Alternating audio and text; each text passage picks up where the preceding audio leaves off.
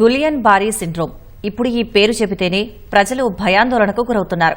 Covid నేర్పిన గుణపాఠాల వల్ల ఏ కొత్త వ్యాధి పేరు చెప్పినా జనం జంకుతున్నారు. అయితే వాస్తవానికి ఈ సిండ్రోమ్ అంత ప్రమాదకరం కాదని కొందరు వైద్యులు చెబుతున్నారు. ఒకరి నుంచి మరొకరికి సోకే ప్రమాదం లేదని వివరిస్తున్నారు.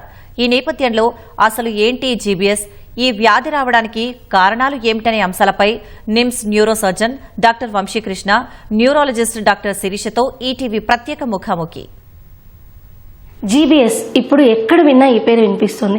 అసలు ఇది వైరసా, బ్యాక్టీరియానా, లేక ఆటో ఇమ్యూన్ రెస్పాన్స్ వల్ల వచ్చే ఒక సిండ్రోమా? ఏంటి కథ? దీనికి సంబంధించి మరిన్ని వివరాలు తెలిసిన ప్రస్తుతం మనతో నిమ్స్ న్యూరాలజీ విభాగం నుంచి న్యూరో సర్జన్ వంశీకృష్ణ గారు, అదేవిధంగా న్యూరాలజిస్ట్ శిరీష గారు మరిన్ని వివరాలు వారి మాటలు తెలుసుకుందాం. సార్, ఫస్ట్ ఆఫ్ ఆల్ అసలు ఏంటి ఈ జీబీఎస్ అంటే? వైరసా కాదా? నిజంగా వైరస్ వల్ల ఇది వస్తుందా?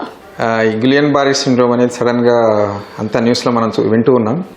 పూణేలో కొన్ని కేసెస్ రిపోర్ట్ అయినాయి, కొన్ని డౌట్ఫుల్ కేసెస్ కాశ్మీర్లో కూడా వచ్చింది. దానివల్ల సడన్లీ ప్రతి ఒక్కళ్ళు కూడా దీని గురించి మాట్లాడటం చాలా జరుగుతూ ఉన్నది. లాస్ట్ 1 వీక్ 10 days నుంచి ఎంతోమంది భయాందోళనకు కూడా గురవుతూ ఉన్నారు.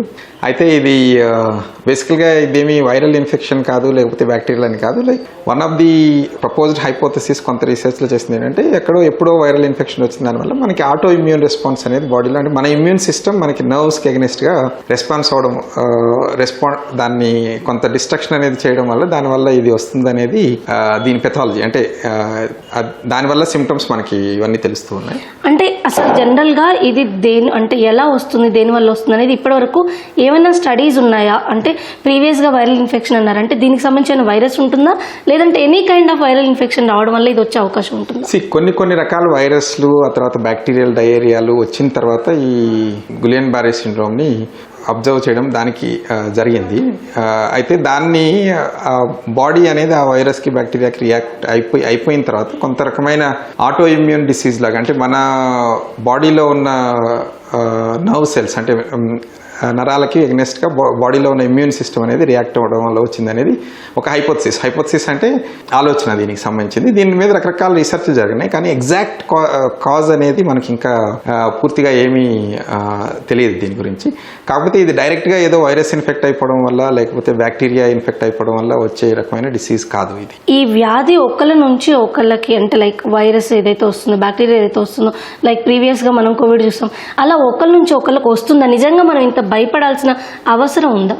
దీని గురించి అసలు ఇది ఒకళ్ళ నుంచి ఒకళ్ళు వ్యాపించే వైరస్ రోగం అనేది కాదు ఇది. సో అందువల్ల అలాంటి ప్యానిక్ అవ్వాల్సిన అవసరం అనేది ఈ రోగం గురించి అసలు లేనే లేదు. అది అని ఈ మనం ఏదైతే కారణాలు చెప్తూ ఉన్నారో ఇవి మామూలుగా, అంటే ఇప్పుడు ఏదో రిపోర్ట్ చేసిన కేసెసే కాకుండా అంతకు ముందు కూడా జనరల్గా ఈ కేసెస్ అనేవి అప్పుడప్పుడు వస్తుంటాయి, ఎందుకంటే చాలా రేర్ డిసీజెస్ ఇవన్నీ. సో అందువల్ల ఏదో మనకి ప్రతి వైరల్ ఇన్ఫెక్షన్, ప్రతి డయేరియా వచ్చిన వాళ్ళకు, లేకపోతే ప్రతి జలుబులు తుమ్ములు వచ్చిన వాళ్ళకు, ఇంకొక వైరస్లో వచ్చిన వాళ్ళకు అందరికీ జీబీ సిండ్రోమ్ వచ్చేసేస్తుంది, పారాలిసిస్ రాబోతున్నది, అలాంటి ఛాన్స్ అనేది అసలు లేదు. దీనికి చాలా చాలా వెరీ వెరీ రేర్ గా వస్తుంది ఈ ఇన్ఫెక్షన్స్ ఇవన్నీ వచ్చిన తర్వాత. ఓకే సార్, మనతో పాటు శిరీష గారు ఉన్నారు, ఆవిడని కూడా అడుగుదాం. మ్యామ్, అయితే అసలు దీంట్లో ప్రధానంగా ఎలాంటి లక్షణాలు కనిపిస్తాయి, ఎవరికి ఇది వచ్చే అవకాశం ఉంటుంది? జీబీఎస్, గిలియన్ బారీ సిండ్రోమ్ అన్నది ఆల్మోస్ట్ 100 years అయిపోయింది ఇప్పుడు డయాగ్నోస్ అయ్యి. ఇదేం కొత్తది కాదు. ఇది నార్మల్ గా సార్ ఇందాక చెప్పినట్లు వైరల్ ఇన్ఫెక్షన్స్ కానీ, క్యాంపిలోబాక్టర్ జేజనే అదొక బ్యాక్టీరియా, ఆ బ్యాక్టీరియల్ ఇన్ఫెక్షన్ తర్వాత ఆటో ఇమ్యూన్ ప్రాసెస్, అంటే బాడీ ఆ బ్యాక్టీరియా కానీ వైరస్ ని అటాక్ చేసే క్రమంలో ఓన్ సెల్స్ మీద కూడా అటాక్ చేస్తుంది. దాన్ని ఆటో ఇమ్యూన్ అంటాము. సో ఆ ఆటో ఇమ్యూన్ డిసీజ్ లాంటిది ఈ గిలియన్ బారీ సిండ్రోమ్. సో ఈ ఆటో ఇమ్యూన్ అటాక్ నర్వ్స్ మీద ఎప్పుడైతే అఫెక్ట్ అవుతుందో అప్పుడు నరాల వీక్నెస్ వస్తుంది. ఇది చాలా కామన్ గా చూస్తాము ప్రతి రైనీ సీజన్ బిఫోర్ కానీ, ఓ పర్టికులర్ సీజన్లో 2 times in a year common గా వార్డ్స్లో చూస్తాము. కానీ most of the time, majority almost 100 కేసెస్లో 80 సెల్ఫ్ లిమిటెడ్ తగ్గిపోతుంది. ఏదో దాంట్లో కొంతమందికి వెంటిలేటర్ అవసరం పడుతుంది ఎప్పుడైతే శ్వాస కండరాలు అఫెక్ట్ అవుతాయో, కానీ అప్పుడు కూడా వెంటిలేటర్ సపోర్ట్తో బయటికి వచ్చిన వాళ్ళు ఉన్నారు. అయితే చాలా మంది ఇది ప్రాణాంతకమైంది, ఒకసారి ఈ వ్యాధి వస్తే పారాలిసిస్ బారిన పడి మొత్తంగా, అంటే కాలు చేయి లాంటి పడిపోవడం లాంటి ఇబ్బందులు ఉంటాయి. దీర్ఘకాలంగా ఎప్పటికీ వాళ్ళు అంటే ఒక రకమైన వికలాంగులుగా మిగిలిపోవాల్సి వస్తుందని కొంతమంది, మరి కొంతమంది ప్రాణాంతకంగా ఉంటుంది అన్నారు. ఇందులో ఎంతవరకు వాస్తవం ఉంది అసలు? ఇది పెరాలసిస్ పర్మనెంట్గా ఉంటుంది, అంటే పర్మనెంట్గా వికలాంగులు అవ్వడం అన్నది అపోహ, అది నిజం కాదు. ఎందుకంటే నర్వ్ చుట్టూ మైలిన్ అని ఒక షీట్ ఉంటుంది. ఆ షీట్ పెచ్చులాగా ఊడిపోయినప్పుడు మైలిన్ లాస్ అయినప్పుడు ఈ ప్రాబ్లం వస్తుంది. కానీ మళ్ళీ అది రిపేర్ అయిపోతుంది, కంప్లీట్ రికవరీ ఉంటుంది. కానీ టైం పడుతుంది, ఆల్మోస్ట్ 6 months to 2 years పట్టచ్చు. సో బై 6 months మోరాలెస్ వాళ్ళు ఫంక్షనల్లీ బాగుంటారు. ఓకే. కానీ ఆ పెరాలసిస్ స్టేజ్లో రెస్పిరేటరీ మజిల్స్ వీక్ అయినప్పుడు సపోర్ట్ అవసరం. ఆ ventilatory support, proper support and infection control, pneumonia, BP fluctuations ఇవి కంట్రోల్ చేయాలి. అది క్రిటికల్ పీరియడ్. అయితే వ్యాక్సిన్స్, కొన్ని రకాల వ్యాక్సిన్స్ తీసుకోవడం వల్ల లేదంటే పోస్ట్ ఆపరేషన్ లో వచ్చేటువంటి ఏమైనా ఇన్ఫెక్షన్స్ వల్ల కూడా ఇది రావచ్చు అన్నమాట వినిపిస్తుంది. దాని గురించి ఏమంటారు? అది పోస్ట్ జాబ్ కానీ ప్రెగ్నెన్సీ తర్వాత కానీ అప్పుడు జీబీఎస్ ఉండొచ్చు. Any autoimmune, any stress can trigger GB. కానీ వ్యాక్సిన్స్ వల్ల very rarely, post rabies vaccine వాటి వల్ల రేర్గా రావచ్చు. కానీ వ్యాక్సిన్ వల్ల వచ్చే జీబీ కన్నా వ్యాక్సిన్ తీసుకోకపోతే వచ్చే నష్టం ఎక్కువ. అందుకని vaccination it's a must. So vaccine GB వస్తుంది అన్న భయంతో, బికాస్ 1 in 1 lakh ఎక్కడో ఒక రేర్ కేసు వచ్చి అది కూడా కంప్లీట్ రికవర్ అయ్యే కేసు ఉన్నప్పుడు వ్యాక్సిన్ వల్ల వచ్చే లాభాన్ని మిస్ అవ్వకూడదు. కోవిడ్ వ్యాక్సిన్ తర్వాత కూడా వచ్చే GB is very very milder.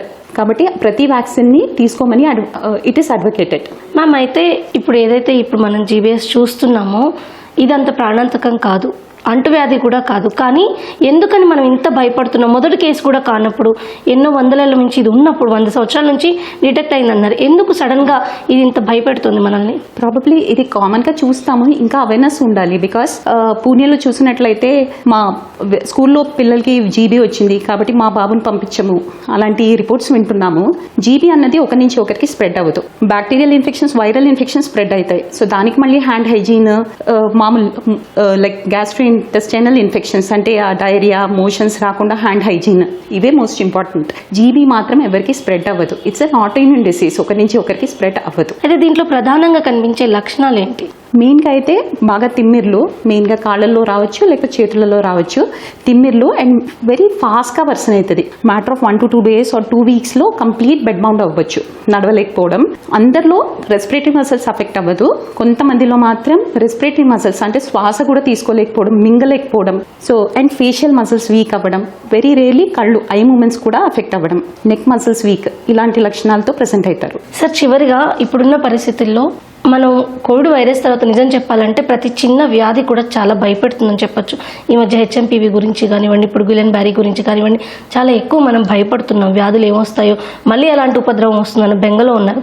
ఈ తరుణంలో ఇప్పుడున్న పరిస్థితులను బట్టి ఈ జీబీఎస్ గురించి మీరేం చెప్తారు? ఎంతవరకు మనం అప్రమత్తంగా ఉండాలి? ఏ సిమ్టమ్స్ వచ్చినప్పుడు డాక్టర్స్ దగ్గరికి వెళ్ళాలంటారు? కోవిడ్ అనేది మనకి రీసెంట్గా పాండమిక్ అయినందువల్ల అది ఇంకా మన మెమరీస్లో చాలా స్ట్రాంగ్గా ఉన్నది జనాల్లో. అంటే జనాల్లో ఒక సైకలాజికల్ ట్రామా అండ్ ఒక ఫియర్ అనేది, ఒక భయం అనేది తయారైపోయింది. తర్వాత ఈ వైరల్ ఇన్ఫెక్షన్స్ వీటి గురించి. సో దానివల్ల ఏమవుతుంది అంటే ఏదైనా ఇలాంటి వేవ్స్ ఆఫ్ థింగ్స్ అనేది ప్రతి రకాల, అంటే ఇది రేర్ అని మేము ఎందుకంటాం అంటే బేసికల్గా మేము న్యూరాలజీ, న్యూరోసర్జరీ, ఆ తర్వాత మేము ఇలాంటి డిసీజెస్ ఎన్నో రెగ్యులర్గా చూస్తూ ఉంటాం. కానీ కామన్ పబ్లిక్లో తీసుకున్నప్పుడు అంత పెద్ద పాపులేషన్లో లైక్ ఇది ఇన్సిడెంట్స్ అంటే ఓవరాల్గా నంబర్ ఆఫ్ పేషెంట్స్ దీనికి ఈ రోగంతో ఎఫెక్ట్ అయ్యేది చాలా చాలా తక్కువ. కాకపోతే మేము referral centre, tertiary referral centre కాబట్టి మేము ఇవన్నీ చూస్తూ ఉంటాం. అందువల్ల ఈ కొన్ని రోజులు న్యాచురల్గా ప్రతి డిసీజ్ని కూడా మనం మైక్రో అనాలిసిస్ అంటే కొంచెం సూక్ష్మంగా చూడటం, దాని గురించి అమ్మో ఏమైపోతుందో అన్న భయం అనేది ఇంకా ఉన్నది. కాకపోతే దీనికి అలాంటి నెసెసిటీ అనేది మనకి లేదు అసలు. Thank you sir, thank you so much. Thank you. So ఇది ఈ జీబీఎస్ గురించి ఏదైతే మనం మాట్లాడుతున్నామో ఇదంతా ప్రమాదకరం కాదు. వైరస్ వలన, బ్యాక్టీరియా వలన ఒకరి నుంచి ఒకరికి వచ్చేదో ఇలా ఈ వ్యాధి ఎవరి నుంచి ఎవరికి సోకదు. కాబట్టి ఎవరు ఆందోళన చెందాల్సిన అవసరం లేదు అని చెప్పి, ఇది చాలా అరుదుగానే వచ్చినప్పటికీ దీని నుంచి కోలుకోవడం కూడా అంత కష్టమేమీ కాదు. కాబట్టి ప్రజలు ఎక్కువగా భయపడాల్సిన అవసరం లేదు అని చెప్తున్నారు డాక్టర్లు. కెమెరా పర్సన్ నవీన్తో రమ్య, ఈటీవీ న్యూస్, హైదరాబాద్.